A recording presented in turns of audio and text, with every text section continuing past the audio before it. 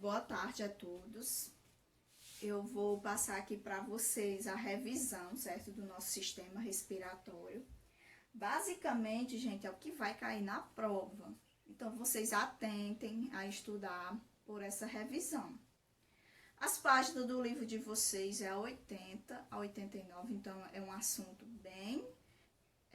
bem fácil, bem prático, um assunto que não é muito aprofundado, certo? Então, vocês atentem a estudar. Temos aqui algumas partes do sistema respiratório e suas funções, certo? Eu não compliquei muito a prova de vocês, não. Então, temos aqui a narina. Vamos começar pelo nariz. Então, o nariz, ele desempenha várias funções. E uma dessas funções, ele atua retirando as impurezas do ar, como poeira e agentes patogênicos. Ou seja, o nariz, como tem aí os pelos, então eles vão funcionar como uma espécie de filtro. Então, o ar, né, a gente acaba inspirando aí poeira, né? Então, essa poeira, ele não vai ser todo direcionado para os nossos pulmões. Por quê? Porque os pelos, eles vão funcionar como uma espécie de filtro. Então, vai aí haver a retirada das impurezas do ar. Aqui, estou mostrando aqui para vocês, né, as partes do sistema respiratório, cavidade nasal, nariz, faringe, laringe, a caixa torácica, pulmão esquerdo, os brônquios, os bronquíolos e os alvéolos e o diafragma. Temos a epiglote, o esôfago e a traqueia. Então, tem vários órgãos aí do sistema, né, respiratório, e alguns desses órgãos, né, como a faringe, ela vai participar tanto do sistema digestório, como do sistema respiratório. Então, é um dos órgãos que vai participar dos dois sistemas, certo? Do nosso corpo humano. Ele vai participar tanto do sistema respiratório, como do sistema digestório, certo? Aí entra aí a epiglotite para atuar no fechamento, certo? E abrir para a passagem do ar e para a passagem da comida. Temos aqui os alvéolos, os bronquíolos, que eu vou falar deles. Então, os alvéolos, né, os bronquíolos, o ar, ele passa aqui, depois de passar pelos pulmões, né, ele vem lá para o final lá dos pulmões, que temos aí os bronquíolos e os alvéolos. Os alvéolos é onde vai acontecer a hematose, ou seja, a troca de gás carbônico com gás oxigênio com os tecidos, com os demais tecidos. Nesses alvéolos, gente, há capilares sanguíneos, certo? Nesses alvéolos, como vocês podem ver aqui, ó, há vários capilares sanguíneos. O que acontece? Temos exemplo aqui, né? Uma situação. Uma pessoa acometida pela gripe suína, onde causa inflamações nos pulmões, acaba prejudicando o acesso do oxigênio pelos brônquios e pelos bronquíolos, né? E pelos alvéolos pulmonares. O que acontece? Esses vasos sanguíneos aqui, devido à inflamação ocasionada aí pela gripe suína, posso até citar também o caso do coronavírus, né? Porque o coronavírus, eles causam inflamação nos pulmões. Então, o que acontece? O que é a falta de ar, né? O oxigênio não está passando porque nesses capilares sanguíneos aqui estão cheios de coágulos de sangue, coágulos de pus, coágulos de secreção. E esses coágulos não vão deixar aí haver a troca gasosa entre as partes do corpo, né?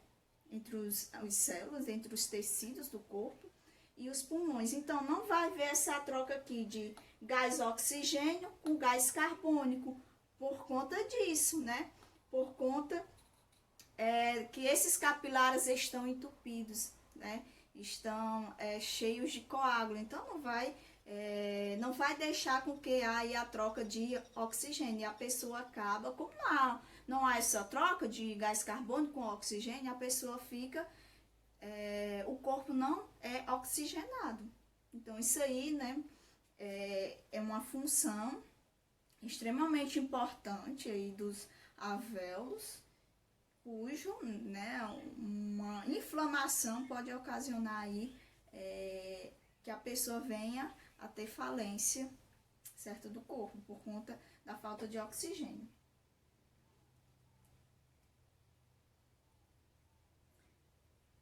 Outra, né, ainda comentando sobre os alvéolos pulmonares, como eu falei, ocorre o processo de hematose, ou seja, a passagem do gás oxigênio para o gás, para o sangue, e de gás carbônico do sangue para os pulmões.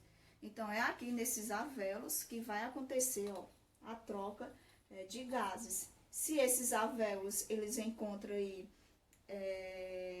com coágulos, então vai atrapalhar essa troca de gás carbônico e oxigênio, fazendo com que o sangue não seja oxigenado.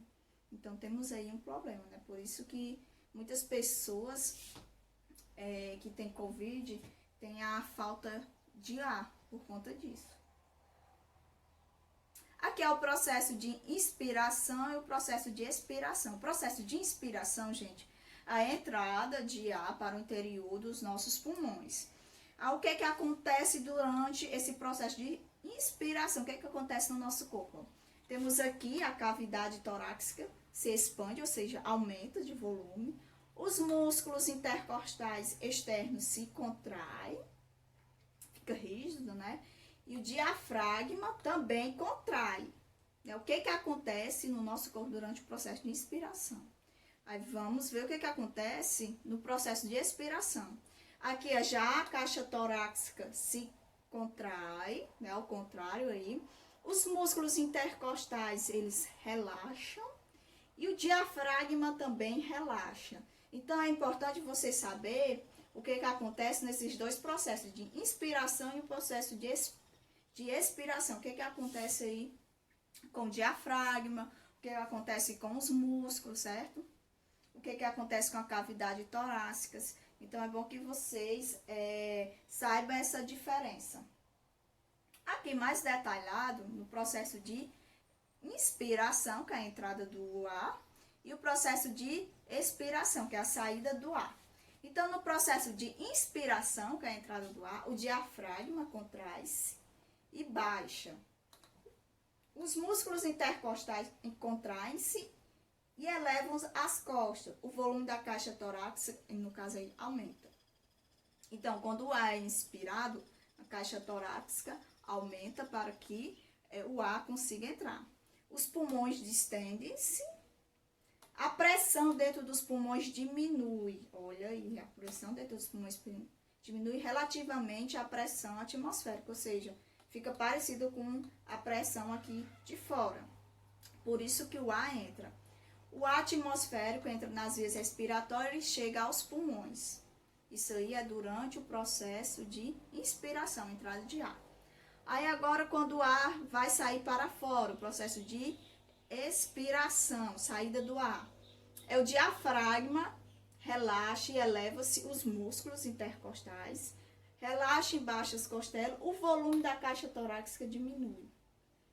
Aqui no processo de inspiração aumenta e no processo de expiração a caixa torácica diminui. Os pulmões contraem-se, a pressão dentro dos pulmões aumenta relativamente à pressão atmosférica, ou seja, aqui quando o ar é colocado para fora, então a pressão dentro dos pulmões vai ser maior do que a pressão de fora, certo?